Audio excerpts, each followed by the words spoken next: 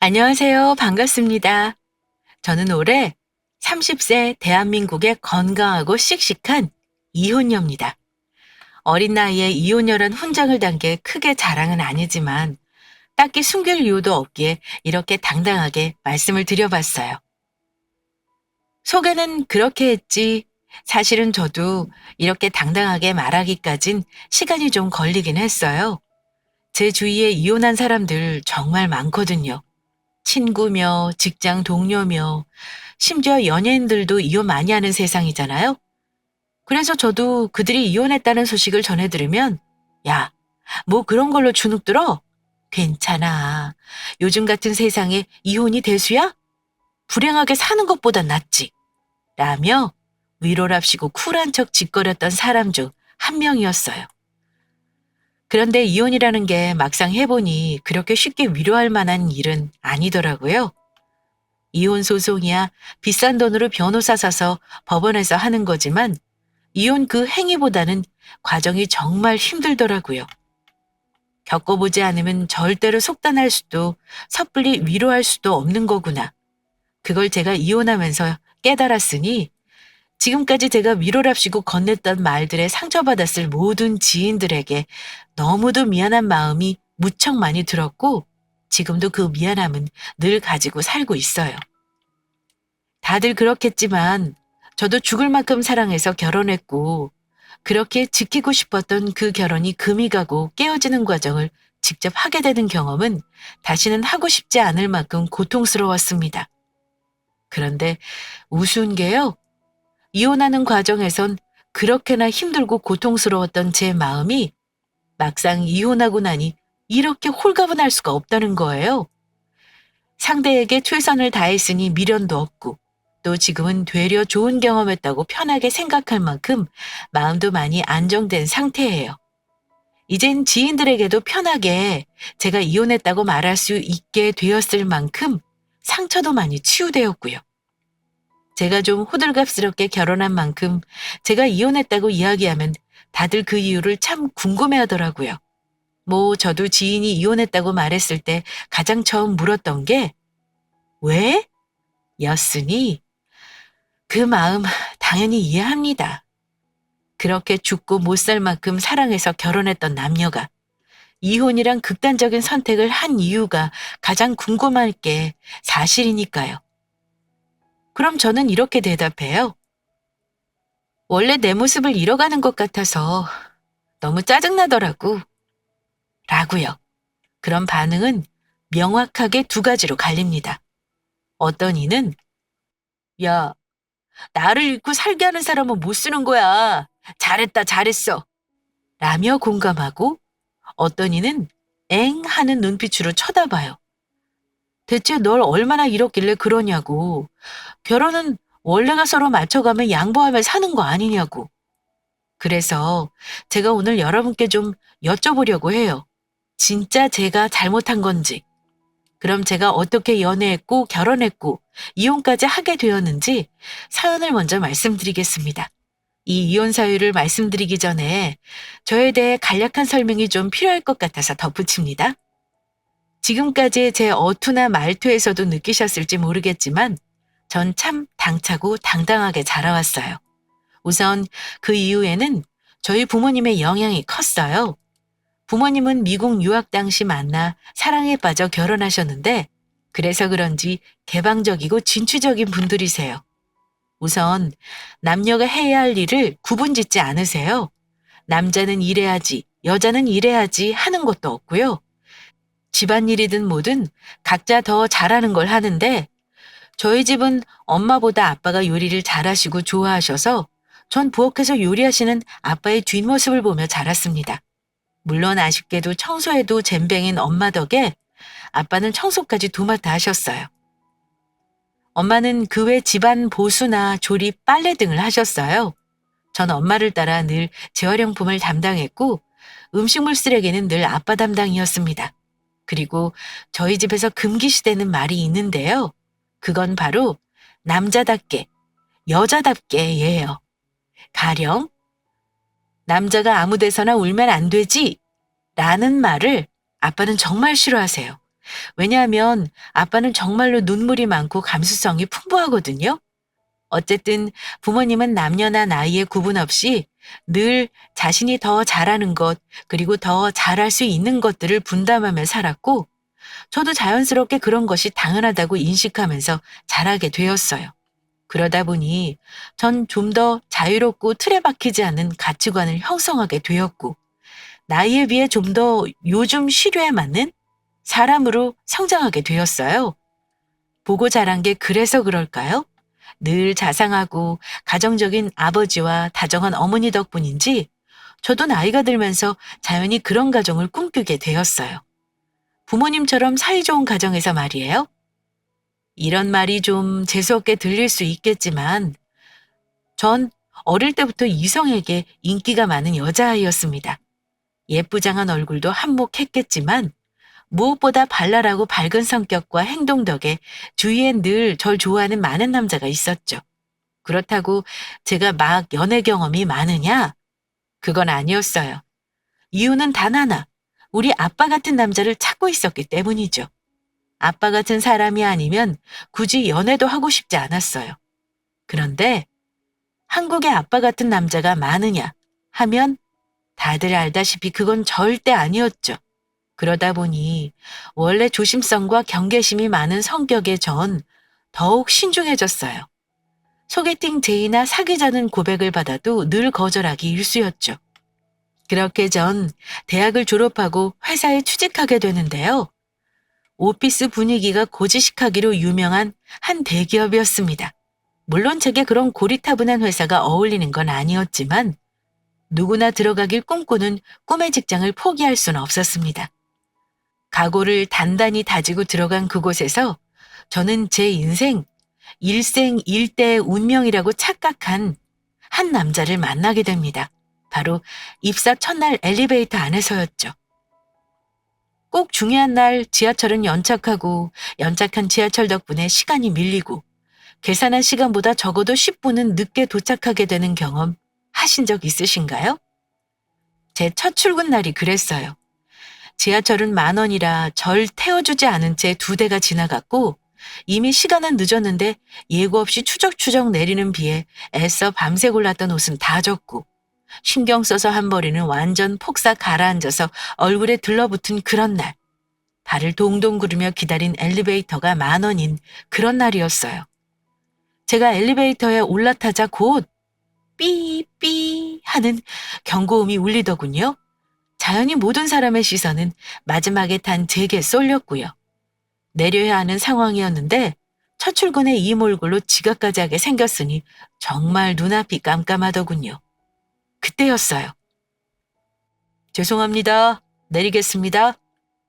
하더니 어떤 키가 커다랗고 훈훈한 남자가 엘리베이터에서 내리더라고요. 분명 제가 내리는 것이 맞는 상황이었으나 저는 그 남자를 말리지 못했어요. 문이 징 닫히고 그 문틈 사이로 남자의 얼굴이 보였어요.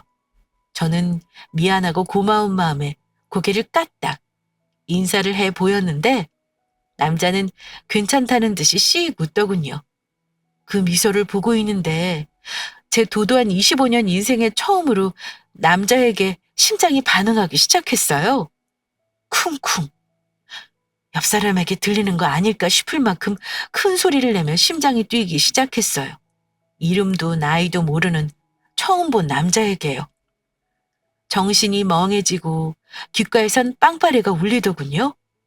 정말 말도 안 되는 일이 일어난 거예요. 제 친구가 설명했던 사랑에 빠지던 그 순간과 다를 바 없는 혼란한 감정이 휘몰아쳤습니다. 아니야, 천하의 내가 고작 1조 눈을 마주친 남자에게 반할 리가 없다. 절대로 그럴 리가 없다. 정신 차려 이면정 하면서 속으로 되뇌었지만 뇌리에 박힌 남자의 얼굴이 머릿속에서 떠나질 않더군요. 그렇게 홀린 듯이 서 있다 보니 벌써 엘리베이터는 도착해 있었습니다. 황급히 정신을 차리고 온 매무새를 다잡고 사무실로 들어갔어요. 다행히 지각은 면하게 되었어요. 그 이름 모를 남자 덕분이었죠. 저 말고도 신입사원이 2명 더 있었는데 저흰 사무실 사람들에게 인사를 하고 자리를 배정받았습니다. 제가 들뜬 마음으로 제 책상 앞에 앉을 때였어요. 아니, 정대리, 지금 몇 시인가? 그거 왜 안 하던 지각을 하고 그래? 오늘 신입사원도 들어온 날인데. 대머리 과장님의 잔소리가 들려왔습니다. 무슨 일인가 싶어 목을 쭉 빼보는데, 보는데, 맞아요. 운명은 거세게 절 휘몰아쳤습니다. 바로 아까 그 엘리베이터 남이었어요. 죄송합니다. 차가 막혀서요. 정대리 지하철 타잖아. 그러니까요. 오늘따라 지하철이 막혀가지고. 하며 넉살 좋게 대꾸하더군요. 과장님은 쯧쯧 혀를 차며 요즘 것들은 하여튼이라는 꼰대 같은 발언을 하고는 저와 제 옆에 동기를 가리켰습니다. 저기 신입사원들 있으니까 이것저것 잘 좀 가르쳐요. 네. 하며 넉살 좋게 대답한 정대리님이 제 곁으로 다가왔습니다. 처벅처벅. 발걸음이 가까워지는 만큼 제 심장은 거세게 뛰었습니다. 정말 이러다 고장이라도 날 것처럼 미친 듯이 뛰어대더군요. 제가 침을 꼴깍 삼키며 제멋대로 고장난 심장을 어떻게 해보려 할 때였어요. 시원한 우두향이 콧 속으로 훅 끼치더군요. 그리고 정대리님의 얼굴이 제 곁으로 쑥 다가왔습니다. 안녕하세요. 우리 구면이죠? 하며 또다시 살인적인 미소를 씩 날리는데 저 정말 놀라서 소리 지를 뻔했어요. 그리고 전 그 순간 알았죠. 아, 이거 사랑에 빠진 거 맞구나. 첫눈에 반한 거 맞구나. 라고요? 정대리님의 이름은 정예준이었어요. 정말 얼굴과도 잘 어울리는 이름이었죠. 이미 정대리님은 사내에서 엄청 유명한 사람이더군요. 잘생긴 얼굴과 훤칠한 키, 그리고 멋진 스타일로 회사 여직원들에겐 꽤 인기가 많았기 때문이에요. 그런데 정대리님이 회사 내에서 인기가 많았던 이유는 비단 외모 때문만은 아니었습니다. 정대리님의 인기 비결엔 특유의 다정함과 자상함, 그리고 대한민국 남자 같지 않은 가부장적이지 않은 마인드가 한몫 단단히 했죠. 특히나 고주식한 회사에서 정대리님은 눈에 띌 수밖에 없었던 사람입니다. 비교 대상이 확실했으니까요. 모든 남자 직원들은 여직원과 직원 이렇게 구분을 지었습니다. 그리고 여직원이란 명칭 뒤엔 요즘 여자들은 말이야. 여사원이 행실이 똑발라야지 말이야. 여사원은 커피를 잘 타야. 여직원들 옷차림새가 어쩌고 등이 따라 붙었죠. 하지만 정대리님은 달랐어요. 우선 여직원이란 명칭 자체를 쓰지 않았고 꼭 이름을 불렀고요. 제가 커피라도 한 잔 타드리려고 하면 극구 사양했습니다. 오히려 남자 상사들이 여자 직원에게 커피를 타오라고 시키면 제가 타겠습니다. 제가 커피 하나는 잘 타거든요. 하며 자신이 나서서 그걸 맡기도 했으니 여자 직원들 사이에서 정대리님의 인기는 높은 건 어쩔 수가 없었죠. 그러니 여러분, 제 차례가 돌아왔겠냐고요. 그 인기 많은 남자를 노리는 여자들이 얼마나 많았겠습니까? 난생 처음 사랑이란 감정을 느끼고 그것이 한낱 짝사랑으로 전락해가는 저의 마음은 쓰리기만 했습니다. 그렇다고 빤한 자존심에 먼저 인사를 건네거나 말을 거는 것도 할 수 없었죠. 그렇게 저의 애타는 짝사랑은 잠깐의 풋사랑으로 저물어가고 있었습니다. 그러니까 그날 엘리베이터에서 눈맞춤과 친절이 모든 사람에게 하는 것이라는 것을 정확히 깨달았을 때쯤이었죠. 아마 입사한 지 한 달도 되지 않았던 때였던 것 같아요. 저보다 1년 정도 먼저 입사한 남자 선배가 제게 다가와서 그러더군요. 정현 씨, 소개팅 안 할래요? 소개팅이요? 진짜 괜찮은 친구가 있는데 저번에 우리 함께 찍은 사진 인스타 올렸더니 누구냐고 남자친구 있냐고 소개 좀 해달라고 난리야. 글쎄요. 사실 친구나 대학 선배의 소개팅은 손쉽게 거절하던 저였어요. 하지만 갓 입사한 회사 선배가 주선하는 소개팅을 단박에 잘라 거절하긴 힘들더군요. 왜, 싫어? 아, 얘 진짜 괜찮아. 지금 로스쿨 다니는데 성적도 좋고, 얼굴도 잘생겼어. 집안도 좋고, 한번 만나봐요. 제가 곤란함에 이걸 어떻게 거절하지 생각하며 누나를 굴리고 있을 때였어요. 때마침 지나가던 정 대리님이 선배를 부르더군요. 현아 씨, 나 복사 좀 도와줄 수 있어요? 어? 웬 복사? 선배는 의아해했고, 저도 마찬가지였죠. 사무실에서 하는 복사는 양이 꽤 많았고 무거웠기에 사수들이 여자들에게 시켜도 늘 정 대리님이 도맡아 하시던 일이었거든요. 갑자기 현아 선배 얼굴이 붉어지더군요. 나랑 시간 같이 보내려고 그러는 거 아니야? 잠깐만 정현 씨, 소개팅 이야기는 다시 해요? 하면서 정 대리님을 향해 뛰어가더군요. 그 모습을 보는데 그냥 소개팅이나 해버릴까? 하는 마음이 울컥 올라오더군요. 아, 이렇게 시련의 아픔을 못 이기고 아무나 만나게 되는 건가 싶기도 하고 하여튼 우울했습니다. 우울한 마음이 드니 입맛도 없더군요.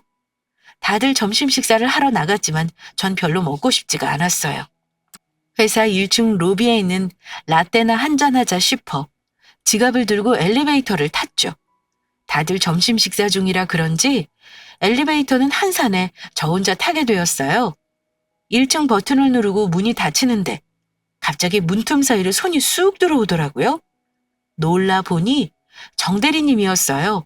전 어색하게 고개를 숙여 인사하고 바뀌는 숫자판만 쳐다보고 있었죠. 그런데 정 대리님이 절 부르더군요. 임정현 씨. 네? 전 놀라 대답했습니다. 그 소개팅 할 거예요? 소개팅? 무슨 이야기인지 언뜻 떠오르지 않아 멍하게 있는데 정 대리님이 답답하다는 듯 다시 묻더군요. 현아 씨가 주선한다는 소개팅이요. 그거 할 거예요? 아, 그거요? 글쎄요.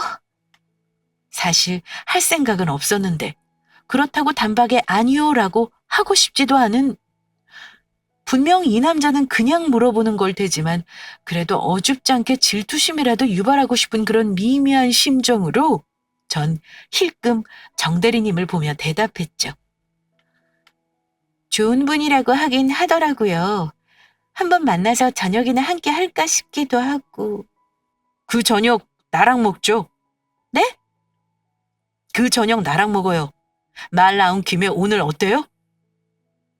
글쎄요. 오늘 딱히 약속이 없긴 한데. 그럼 먹어요. 먹는 거로 알고 있을게요. 좀 이따가 퇴근해 로비에서 봐요. 그렇게 얼떨결에 저녁을 함께하게 되었고 전 식사 도중 뜻밖의 고백을 듣게 됩니다. 첫눈에 반했어요. 네? 누구한테요? 정현 씨한테요. 이야기를 들어보니 그날 비에 홀딱 젖어 엘리베이터 사람들 사이에서 울상이 되어 있던 모습이 너무 귀여웠대요. 그러면서 그러더군요. 솔직히 지각하면서까지 내 자리 양보해 줄 정도로 친절한 인간은 아니에요. 라고요. 남자 직원들 사이에서 제 이야기가 많이 언급되었대요. 성격 좋고 예쁘다고요. 안 그래도 위기감을 가지고 있던 차에 오늘 현아 선배가 제게 소개팅 이야기를 꺼냈을 때 더는 망설이면 안 되겠다 싶었대요. 이러다가 정말 놓치겠다는 생각이 들어서 이렇게 용기를 냈다고요. 그 순간의 짜릿함은 아직도 잊히지 않을 만큼 커다란 카타르시스였어요. 혼자 짝사랑인 줄 알았던 것이 사실은 양방이라니. 저는 대답 대신 그저 수줍게 웃고 말았습니다. 그렇게 저희는 연애를 시작하게 됩니다. 연애 후 느낀 건 예준 씨는 정말 자상하다는 거였어요. 제가 그토록 애타게 기다리던 아빠 같은 사람이 바로 예준 씨구나 싶을 만큼 다정하고 또 가정적이었죠. 아침엔 절대로 굶으면 안 된다고 늘 일찍 일어나 제 도시락을 싸와서 챙겨주었고 집에 놀러 가는 날엔 요리는 늘 예준 씨 담당이었어요. 그리고 그 맛이 어찌나 있는지 살이 찔 지경이었죠. 그리고 샤워하고 나온 후엔 항상 제 젖은 머리카락을 말려주고 곱게 접힌 잠옷도 챙겨 욕실 앞에다 가지런히 놓아두는 그런 세심한 사람이었습니다. 연애 반년 만에 저는 진짜 이 남자구나, 내 운명이라는 생각이 들었고 확신마저 들었어요. 그리고 저희가 사귄 지 300일이 되던 날, 전 예준 씨에게 청혼을 해버렸어요. 예준 씨, 우리 결혼하자.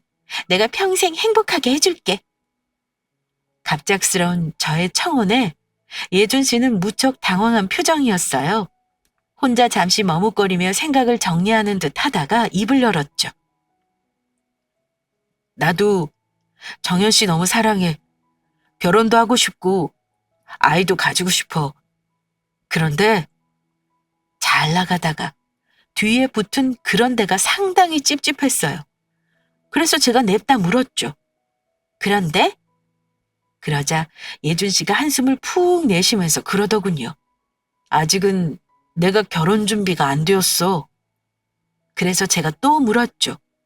무슨 준비? 그러자 예준 씨는 머뭇거리며 대답했습니다.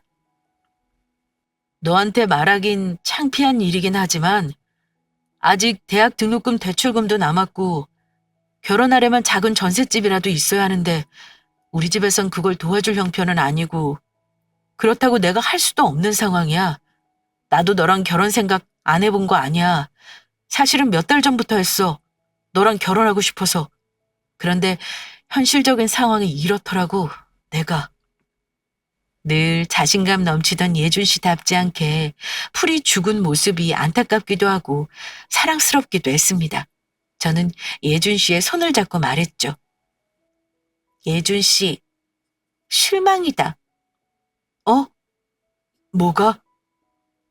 아니, 요즘 같은 세상에 남자가 집해오고 여자가 혼수해오고 그런 게 어디 있어? 각자 사정에 맞는 사람이 하는 거지. 저는 예준 씨 손을 꼭 잡았어요. 걱정하지 마. 엄빠가 내 명의로 사준 아파트 있어. 결혼을 하든 혼자 살든 집은 필요하다고. 거기서 같이 살면 돼. 돈은 내가 있으니까 예준 씨는 몸만 와. 나랑 하자, 결혼. 그렇게 저희는 번갯불에 콩 볶듯 결혼 약속을 해버렸어요. 그리고 그 주엔 저희 집, 그리고 다음 주 곧장 예준 씨의 집에 인사를 드리러 갔죠. 예준 씨네 집은 평범했어요.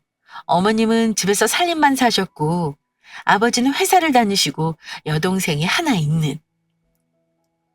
예비 며느리를 위해 한상 가득 차려진 밥상에 제 눈이 휘둥그레졌습니다. 아니, 이걸 언제 다 준비하신 거예요? 제가 놀라 묻자 아버님이 뭘 이거 얼마나 걸린다고?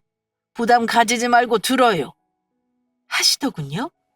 겉보기엔 평범한 한국 중장년층 가정 같았는데 아버지가 요리를 하신 것 같더라고요. 저희 집 같은 집이 또 있구나 하는 생각에 반갑기도 하고 다정한 예준 씨가 아버지 닮아서 그런 거구나 싶기도 해서 한편으론 마음도 놓였습니다.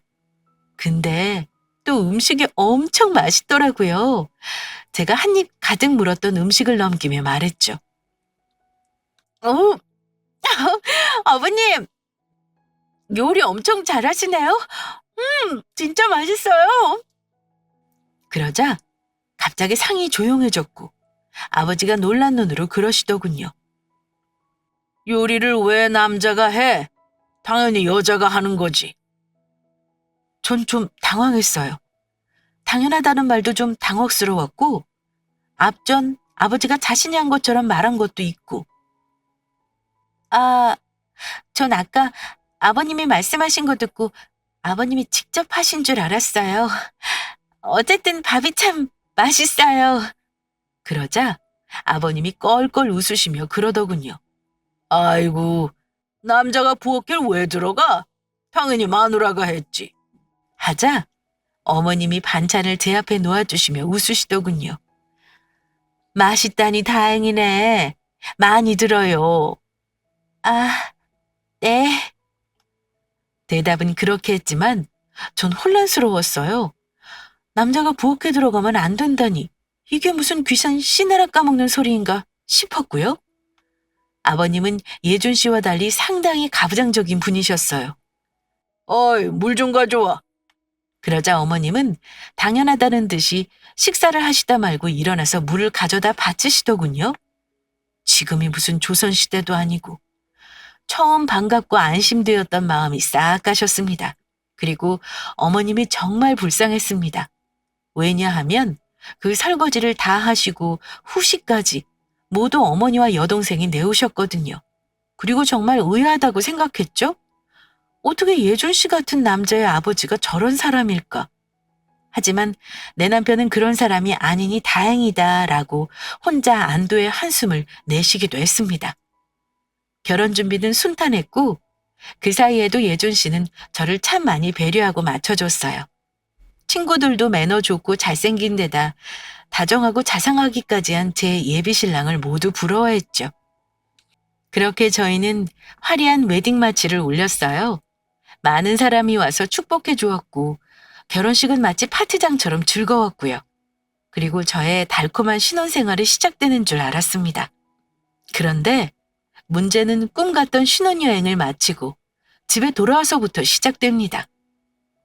회사에서 받은 휴가가 짧다 보니 빡빡한 일정으로 다녀온 유럽 여행에서 돌아오자마자 곧장 구청에 들러 혼인신고까지 하다 보니 둘 다 녹초가 되어 있었어요.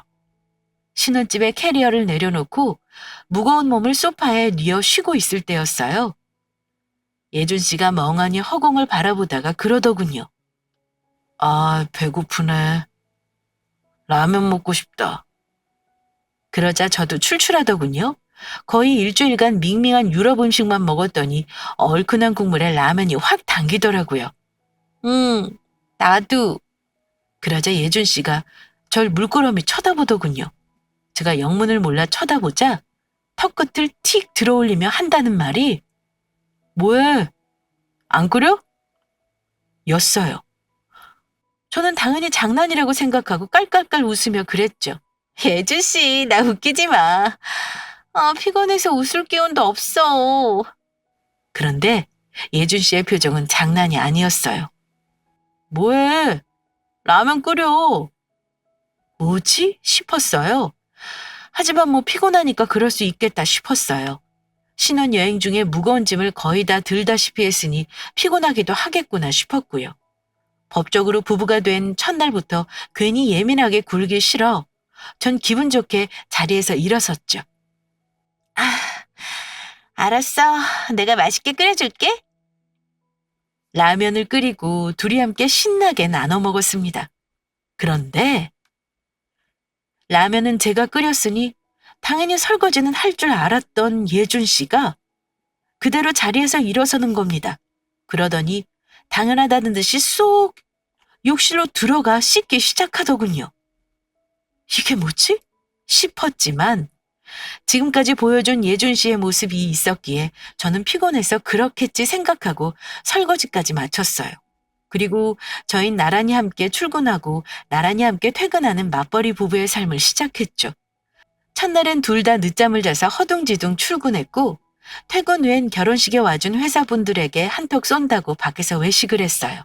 그리고 다음날 아침 먼저 일어난 제가 씻고 나와 머리를 말리고 있는데 늦음하게 일어난 예준 씨가 침실에서 나와서 주방을 틱 보더니 한마디 하더군요. 아침은? 전 원래 아침을 챙겨 먹지 않는 사람이었고 늘 제 아침을 챙겨주던 사람은 예준 씨였기에 저는 아무렇지 않게 애교를 섞어 대답했죠. 예준 씨가 해주면 먹고? 그러자 예준 씨가 얼굴을 와락구기며 말하더군요. 무슨 소리야? 얼른 아침 준비해. 그 음성이 어찌나 시아버님 같던지 저는 갑자기 온몸에 소름이 확 돋았습니다. 그게 무슨 소리야? 결혼했으면 당연히 아침은 와이프가 하는 거지. 저는 얼른 가서 예준 씨 얼굴부터 확인했어요. 제가 알던 그 남자가 아닌 놈이 들어와 침대에 누워있다 나왔나 싶어서요. 그런데 예준 씨가 맞았습니다. 전 예준 씨를 붙잡고 확인하듯 말했어요. 예준 씨, 지금까지 나 아침 잘 챙겨줬잖아. 그러자 예준 씨가 피식 웃으며 그러더군요.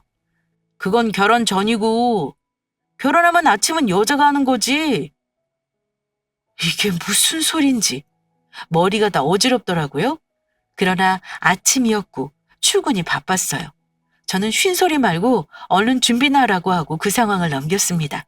그렇게 집으로 왔고 예준 씨는 옷을 갈아입자마자 씻지도 않고 거실 소파에 눕다시피 앉아 리모컨을 잡더군요. 제가 예준 씨에게 물었죠. 우리 저녁은 어떻게 할까? 그러자 리모컨을 신나게 운전하던 예준 씨가 그러더군요. 저녁은 당연히 여자가 해야지. 화가 확 올라오더군요. 아니 지금 혼인신고 잉크도 안 말랐다고요.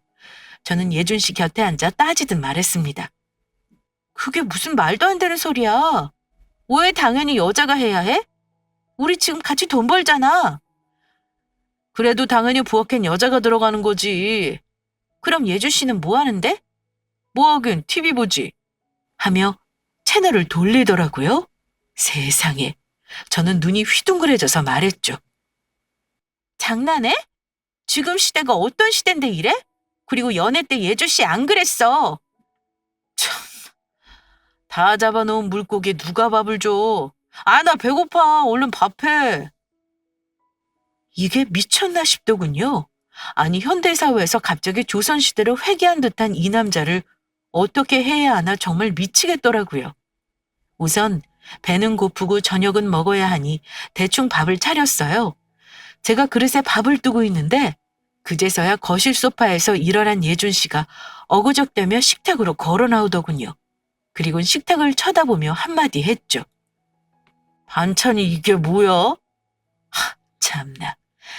전 황당해서 헛웃음만 웃었습니다.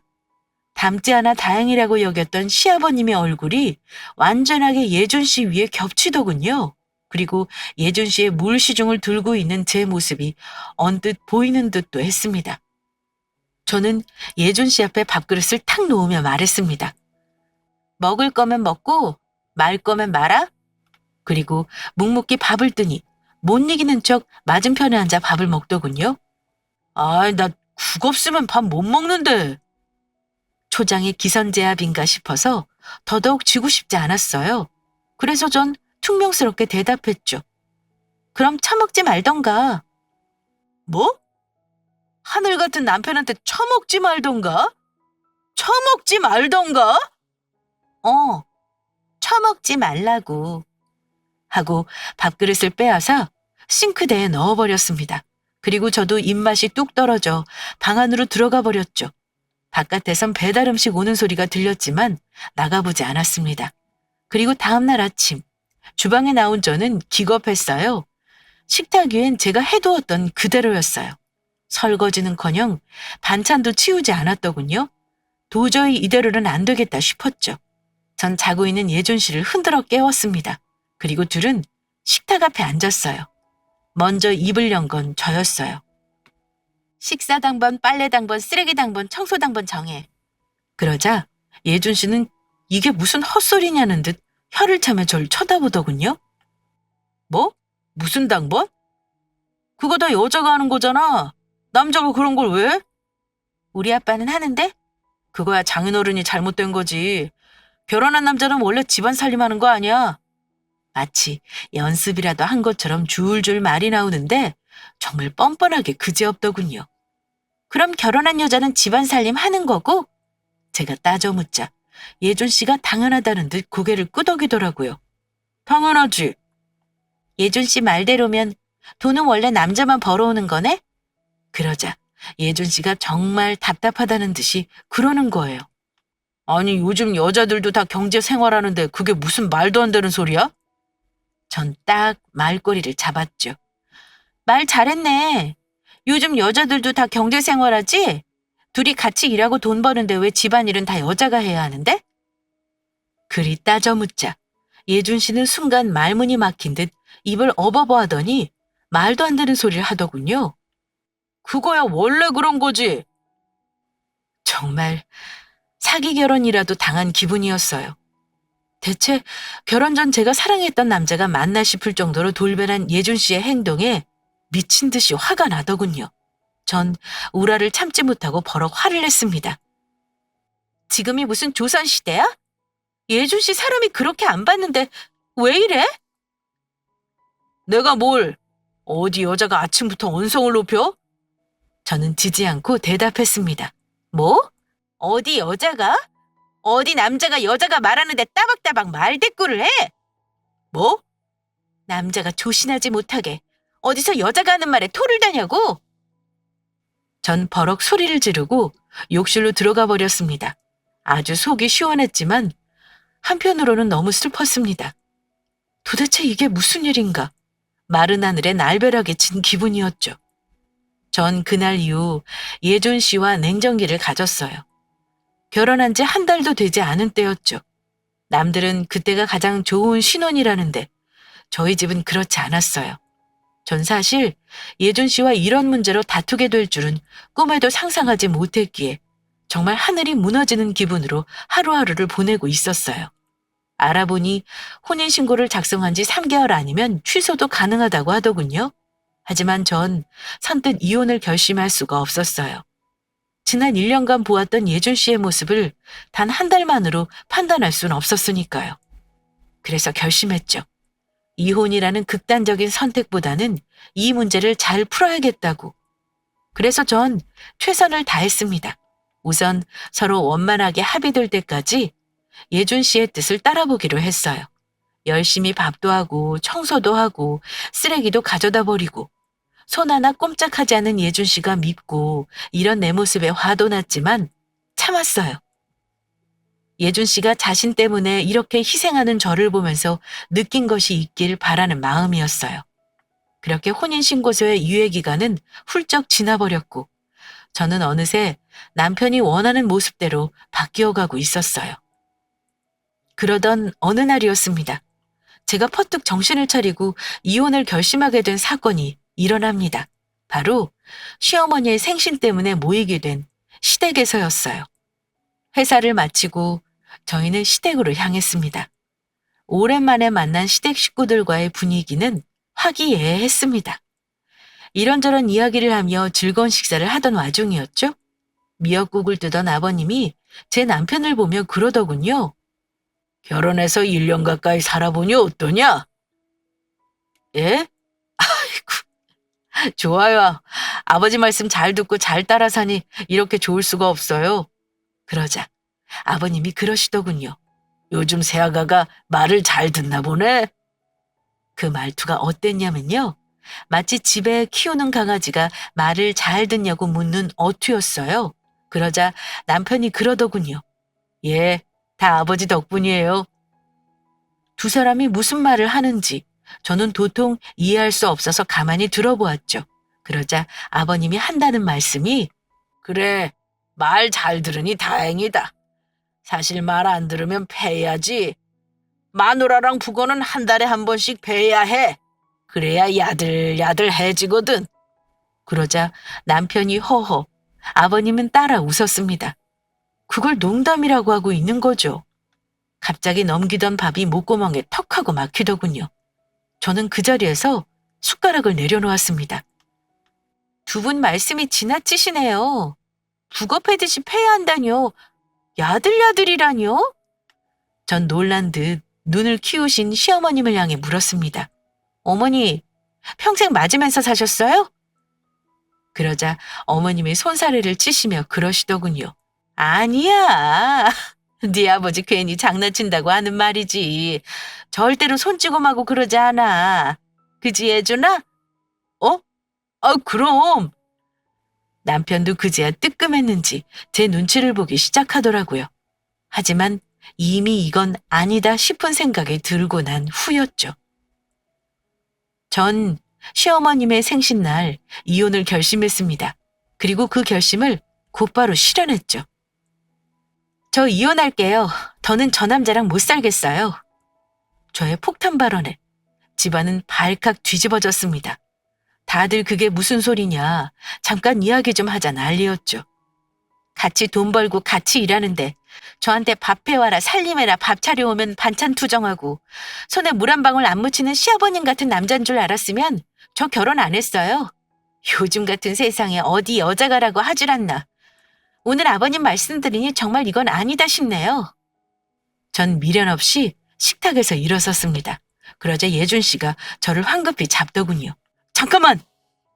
내 이야기 좀 들어봐. 무슨 이야기? 당신이랑 더 할 말 없는데?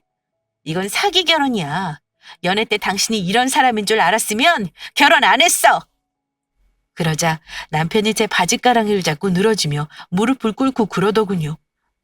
이거 아빠가 다 시킨 거야. 내가 그러고 싶어서 그런 게 아니라고. 뒤통수를 얻어맞은 기분이었습니다. 뭐? 그게 사실은 예준 씨가 한 말은 충격적이었어요. 시아버님이 결혼 전에 예준 씨를 따로 불렀대요. 불러서 한다는 말이 너 딱 꼴 보니까 평생 마누라 시중 들면서 살게 생겼는데 그리 평생 살 수 있겠냐 묻더랍니다. 그러면서 덧붙인 말이 여자는 결혼하고 남자가 변했다 어쩐다 잔소리가 심하다고 평생 그렇게 살 거 아니면 초정에 기선제압을 해야 한다고 했답니다. 예준 씨도 생각해보니 연애 때야 좋아서 잘 보이고 싶어서 다정하게 굴었지만 평생 그렇게 살 수는 없을 것 같더래요. 나한테 변했다는 소리를 듣느니 차라리 이참에 편하게 살 초석을 닦아보자는 결심도 들었다고요. 그래서 그런 거야. 다 아버지가 시킨 거지 내 의지는 아니라고. 저는 헛웃음이 나왔습니다. 순간 보고 배운 것이 까짓이라는 말이 떠올랐거든요. 제가 부모님께 영향을 받아 꿈꿔오던 결혼 생활이 있듯 예준 씨도 보고 자란 것이 있어 영향을 받은 게 있을 거라는 생각은 왜 못했을까 싶고요. 아버지의 말에 휘둘려 자신의 행동을 손바닥 뒤집듯 뒤집는 남자가 과연 이번 한 번 용서해준다고 괜찮아질까? 생각해보니 아니었습니다. 이건 답이 없었어요. 저는 크게 한숨을 내쉬었어요. 그리고 예준 씨를 내려다보며 말했죠. 그렇다면 더 실망이네. 근데 예준 씨는 남자가 무릎은 이렇게 여자한테 막 꿇어도 되나 봐? 저는 그렇게 제 바지를 잡은 예준 씨의 손을 발로 툭 쳤습니다. 그리고 한마디 덧붙였죠.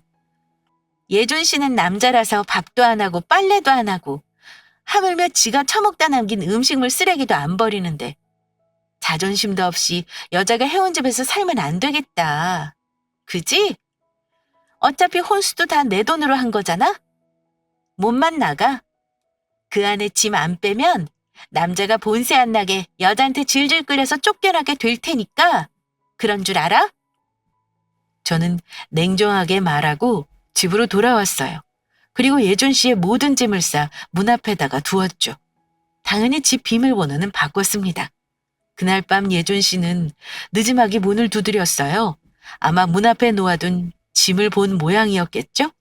목소리를 들으니 술을 마신 것 같더군요. 자기야! 미안해. 내가 잘못했어. 괜히 아빠 말을 들은 내가 죄인이야. 제발 문 좀 열어줘. 어? 밤새 그렇게 빌었으나 저는 대꾸도 하지 않았고 시끄럽다고 들어온 신고에 경찰이 오고서야 예준 씨는 조용해졌습니다. 그리고 다음 날 회사에서 마주친 예준 씨의 몰골은 말이 아니었어요. 하루 사이에 다 죽어가는 얼굴이 되어 저에게 매달리더군요. 저는 미리 준비한 이혼 서류를 예준 씨의 얼굴 앞에 내밀었죠. 서류를 확인한 예준 씨의 얼굴이 울상이 되더군요. 이건 내가 아니야. 아버지가 시켜서 한 것일 뿐이라고. 억울해하는 예준 씨에게 저는 코웃음을 치며 말했죠. 다 필요 없어. 난 10년 후 예준 씨 모습을 미리 본 것 같아. 혹시 모르잖아. 10년 후에 내가 북어처럼 맞아서 야들야들해져 있을지.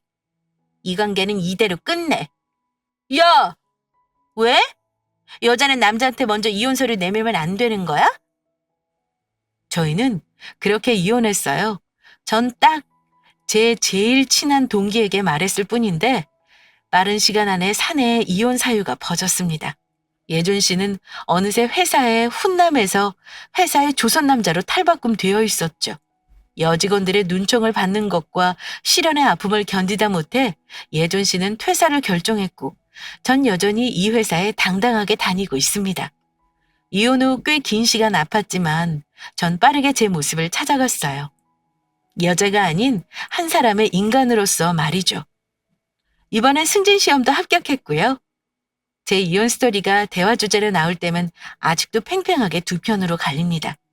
잠깐의 실수로 너무했다는 사람도 있고 그 말에 반발해 근 1년이 어떻게 잠깐이냐는 사람도 있고요. 여러분들의 생각은 어떠세요? 제가 아버지 말만 듣고 연애 때와는 완전 다른 사람이 되어 가부장적인 마인드를 저에게 강요하던 남편을 조금 더 참아야 했을까요? 아니면 될성부를 나무 떡잎부터 알아본다고 빨리 이혼하길 잘한 걸까요? 전 무엇보다 저의 모습으로 살게 되어 너무 좋아요. 여러분들의 생각 댓글로 남겨주시면 제가 하나하나 읽으면서 공감도 하고 감사도 하고 반성도 해볼게요. 그럼 제 사연 들어주셔서 감사하고요. 여러분들의 현명한 판단을 기다릴게요. 많이 댓글 달아주세요.